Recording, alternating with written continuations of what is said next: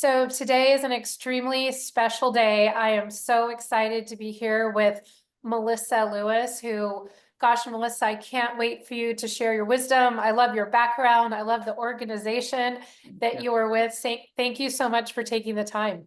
Yes, thank you, Sheryl. Very happy to be here and really excited to talk with you today. Yeah, and I love the topic that you were passionate about talking about today. And it's really owning our worth. And then also not just owning our worth, but taking agency for what's next. We've had the conversation that, as women who, and also women who are further marginalized within our gender, it's sometimes really hard to own our worth. And then maybe we get to that point, but then the other component is having agency or taking action. So that is really an exciting topic. And so before we jump into it and have you share, honestly, some of the ways that you have been able to do just this, I thought I would ask you, was there a person or an event or what spurred you to, being an expert and caring so deeply about talent and development, and also, eventually ending up as a leader at facing history and facing ourselves? Absolutely. I would say just having a core passion for the development of people and for being a part of someone's growth is something that's really important to me. I got into the industry through K through 12 education, and actually taught history and government. So it's always been a passion of mine, around civic education to ensure we can have a healthy democracy. And it led me into adult learning as well, which kind of, long story short, led me to Facing History and Ourselves, which is a nonprofit that supports history, civics, ELA teachers in their curriculum to help teach it in such a way that creates and helps promote social justice in the classroom, that helps students be participatory citizens within our democracy. And as someone who has a master's in political philosophy, and I love the importance of civic education for our democracy, it was a perfect fit to be able to help the adults that are supporting this organization go on to support teachers in the classroom. So super excited to do this work at Facing History and Ourselves, and really happy that I have the opportunity to do so. So thanks so much for sharing that. And, I'm going to ask you a question that might be a little uncomfortable, Yeah. but, a lot of times people assume, or maybe people who are just meeting you for the first time or hearing from you for the first time, that you were born into the world with a PhD and with a really amazing leadership role at Facing History and Ourselves. But a lot of times there's some twists and turns along the way. So did you ever have a setback or kind of a hiccup in the road? And if so, how did you recover?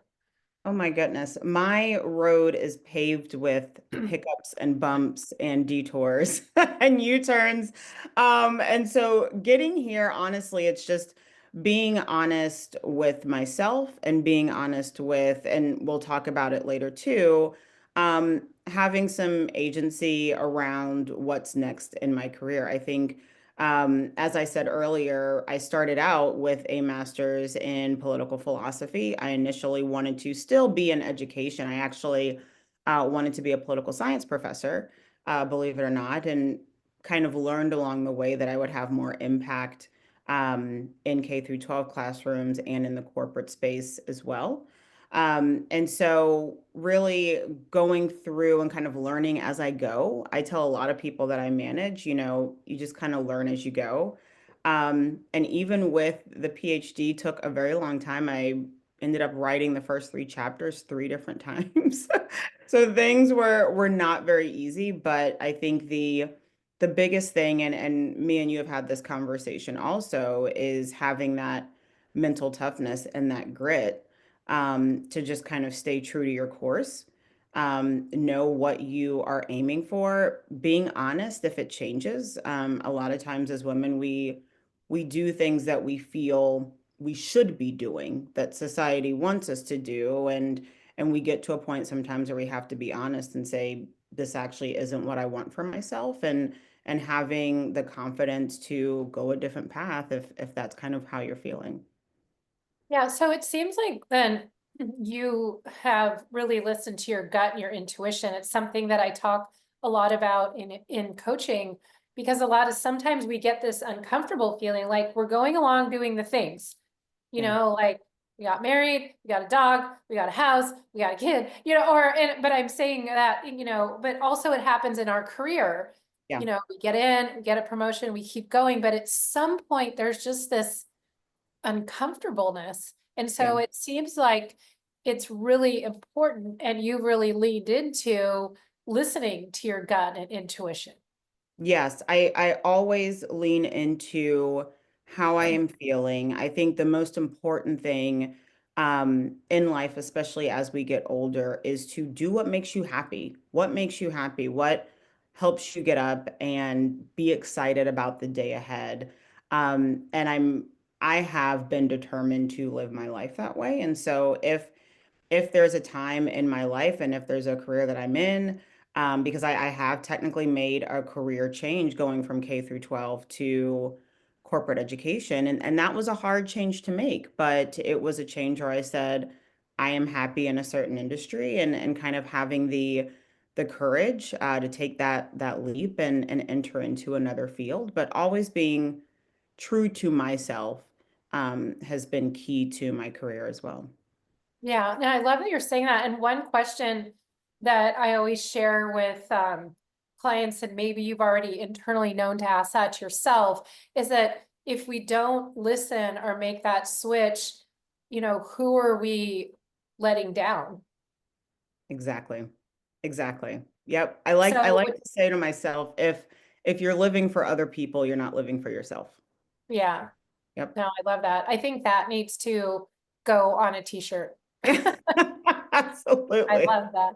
Yeah. So, well, let's hop right into this really hot topic, because I think especially now, I mean, we've talked a lot about this offline, is that 2025, it's the year of the female leader, right? And Yes. it's time now more than ever for us to really listen to our gut and our heart, and really step into our highest sense of leadership. But of course, that starts with giving ourselves permission, Yeah.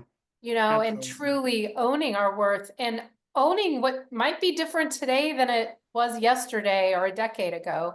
And then also, like you so poignantly said, having the agency to move forward. So let's talk a little bit about what does that mean? Yeah. And then what's the next best step to do it, to own our worth, and then to kind of have that train pull out of the station. Yeah, absolutely. I think when we talk about owning our worth, I actually, right before we got on, I looked at the definition for own and ownership. And what I loved about the definition, it said recognizing that you have the full authority over something. And I loved that definition of ownership. And it's really understanding the values that you bring to the table and having the authority and walking in that authority in it. And as you said, that's kind of the first step. And a lot of women, I mean, there are books out there on owning your worth and knowing your worth. And I think a lot of us are there, but the next step is to actually make that actionable. And I think kind of to answer the question that you pose, in order to do that, there is a level of being open to risk, being open and being comfortable being uncomfortable, because a lot of that is stepping out and actually walking in that ownership, and being kind of unwavering in that belief that this is what I'm worth, this is what I bring to the table.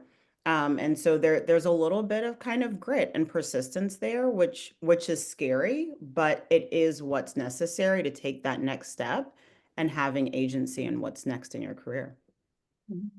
100%. And so let's talk a little bit about a support system, because a lot of times, as human beings, you're probably just as familiar as I am with the research that we are creatures of comfort. Yes. And so we do not typically willingly, in the beginning, do the workouts that are painful, to take the steps, to have the meetings, to make the asks, to, do all the things. So for someone listening who is thinking that that makes a lot of sense to me, it's time for me to shift, it's time for me to pivot, it's time for me to up level, do something better, do something different. Like, what advice, what you have as far as creating what I call like a personal board of directors, or some, what does a support system look like?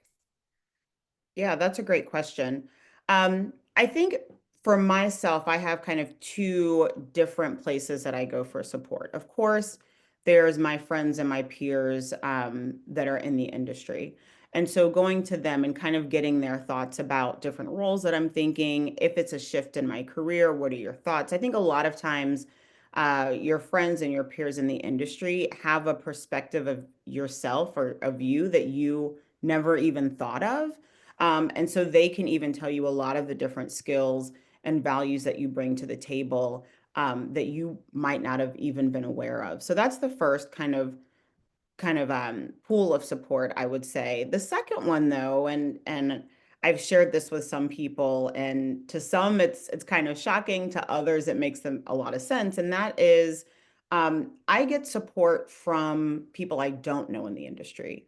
So I actually push myself to apply to speaker panels, to apply to different webinars, to be the facilitator, to put articles out there, to submit article proposals. And I do this to kind of get a gauge as to where I am. So it actually helps build that confidence that I have in my skills. Because a lot of times, we believe that we have, a certain skill set, but a lot of times it's good to kind of put it out there, test it in the waters and see how it goes. So I actually get a lot of support from people in the industry who I don't know after submitting article proposals and seeing that, this is something that the industry needs. That is actually extremely beneficial too in helping to support, okay, I have what it takes to have a seat at the table. So those two pools I would say are extremely important in supporting. Yeah, and sometimes, like, for people listening, they might be thinking of, well, with the first one, maybe they don't have that many people to pull from, or possibly they're thinking of them, but they don't want to bother them or make the ask. And so, if anyone listening is kind of in that place, what would your advice be? Yeah, my number one motto is do it afraid. And once I started kind of living my life that way, I would say a lot of things shifted for me personally. And as women, we tend not to do things that might have a high risk. If it's someone we haven't reached out to in a while, if it's a job that we kind of want to apply to, but we're a little scared, we tend to lean toward not doing it, not reaching out to that person, not putting in that application, and having the mentality and the mindset of do it afraid. What's the worst that will happen if you reach out to someone you haven't talked to in 5 years? The worst that can happen is they won't respond. Okay, you'll still be here the next day. But just thinking about that and doing it afraid, I would say that is my mantra. And honestly, I think as women, that's what we need, is to know that sometimes you have to just kind of go in there and see what it will bring. 9 times out of 10, you're going to like the result. And it's not as bad as you thought it was going to be. So I think my number one advice is, yes, it's probably scary. It might be uncomfortable, but we're stronger than we think we are. And just to kind of go into it, knowing that you'll be okay on the other side. Yeah, so it seems like Nike had it when they said just do it. That's right. Exactly. Yes. So if you have Not one of those hiding afraid. boxes laying Yes. around, yeah. So let's talk a little bit about what the word agency means. And it's just getting back to when I love when you brought up early on conversation about really assessing what we have control over and what we don't. So age is really all about we detour. So talk a little bit about what Amy do, an example of maybe when you were a little fearful, but you decide to move forward anyways, and then what the outcome was.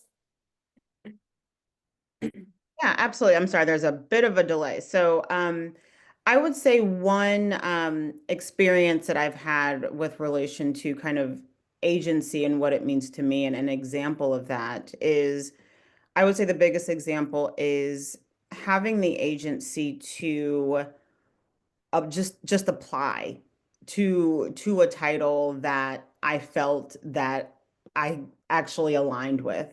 I think a lot of times in other careers, but specifically in my career, I was going up against situations where I was working with leaders who, when I communicated, and that's another piece with women, is we're encouraged to, of course, as a man would, communicate, I feel this is the value that I bring to the table and this is what I can do.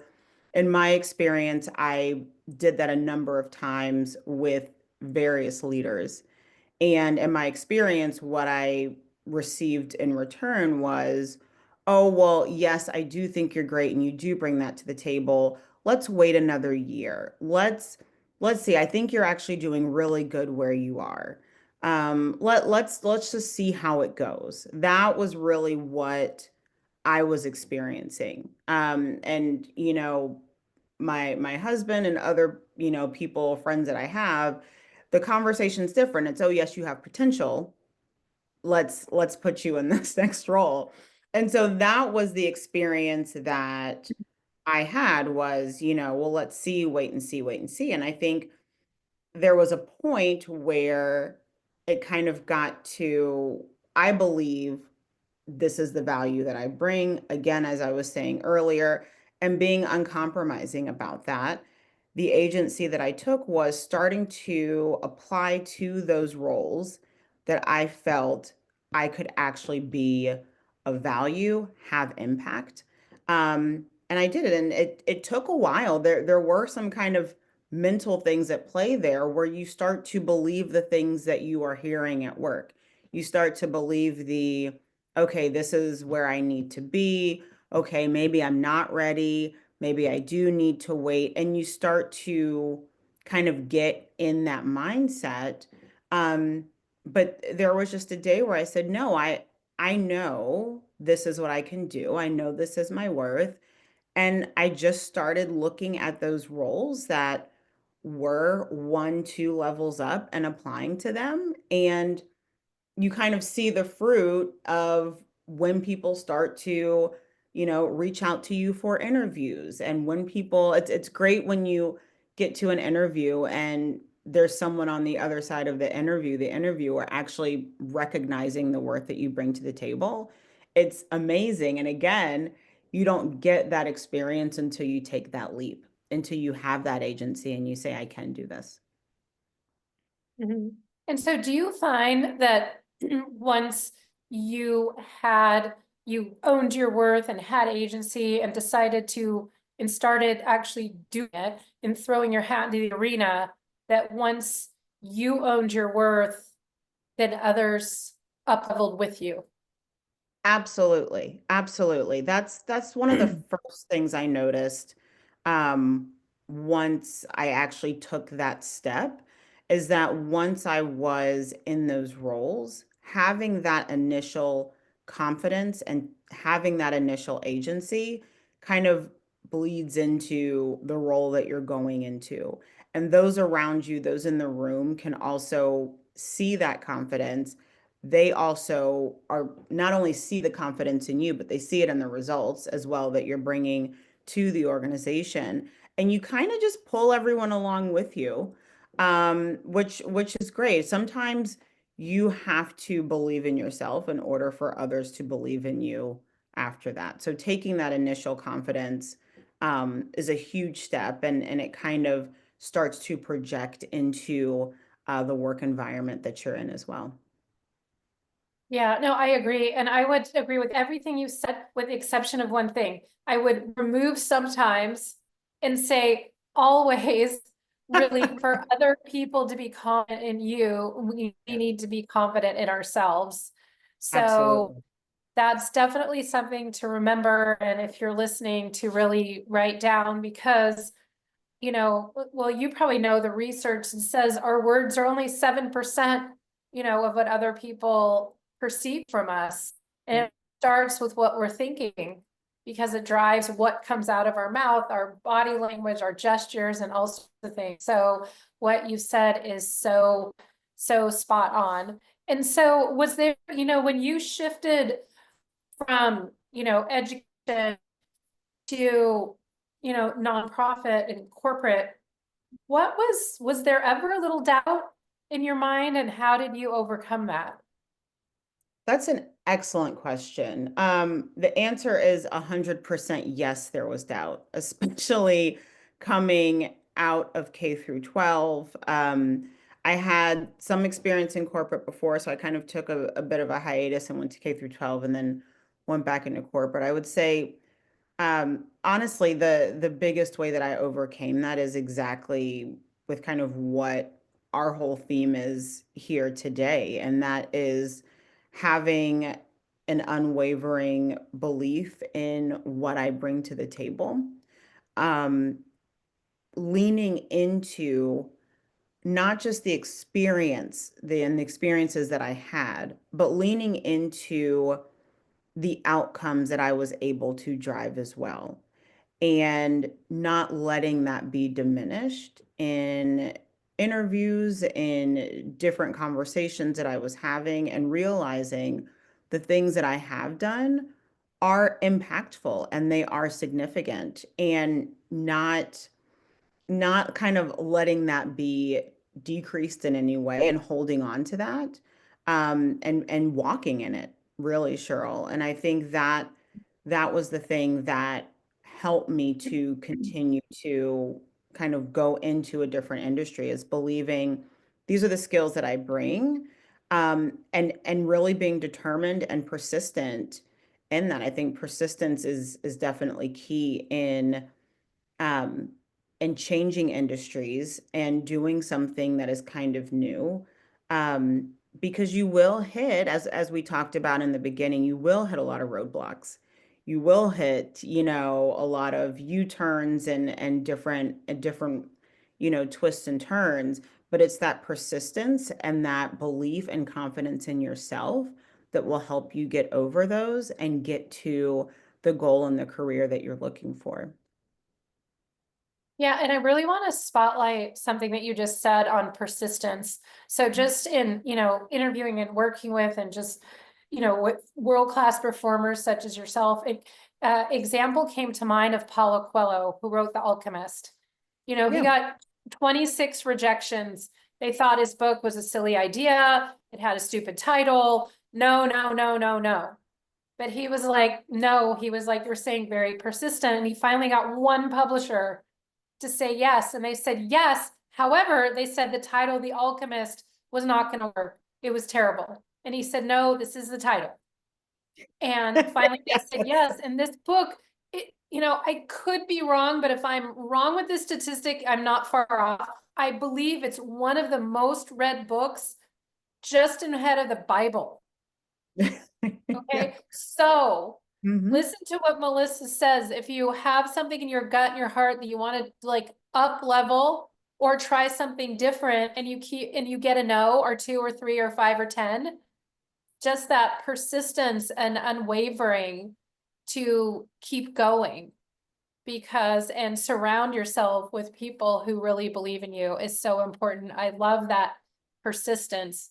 That's such an important message that a lot of times people who have achieved great things and world-class performers, they get a lot of no's.